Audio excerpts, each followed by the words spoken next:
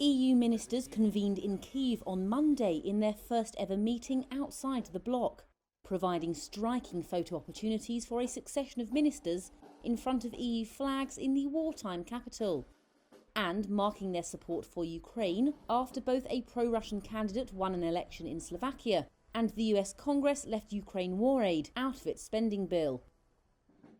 Foreign Minister Dmytro Kuleba brushed off both events, especially the move in the US, as he greeted EU Foreign Policy Chief Josep Borrell. We don't feel that the US support has been shattered because the United States understands that what is at stake in Ukraine is much bigger than just Ukraine.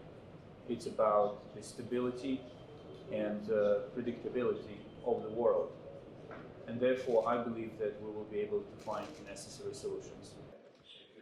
Borrell used Monday's meeting in Kyiv to propose a new $5.2 billion bilateral envelope of the European Peace Facility to Ukraine, as well as reiterating the bloc's support for the country. But for us Europeans, it's an existential threat. Maybe it's not being seen like this for everybody around the world, but for us Europeans, allow me to repeat it, it's an existential threat. And that's why we have to continue supporting them and discussing with our American allies and friends for them to continue supporting.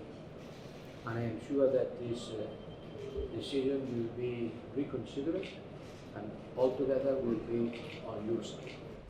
But it comes at an awkward time for the Western alliance that has supported Kyiv.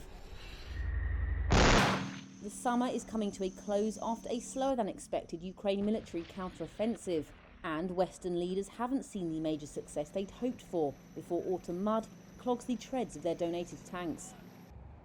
Russia says that the US congressional vote omitting Ukraine aid is a sign of, quote, war fatigue, while acknowledging that America will continue its involvement in this conflict.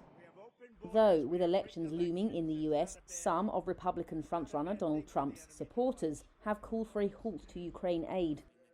Ukrainian President Volodymyr Zelensky reiterated in his address to EU ministers the vital nature of their support, while Germany urged allies to help Ukraine prepare for winter after Russia bombed Ukraine's energy infrastructure last year.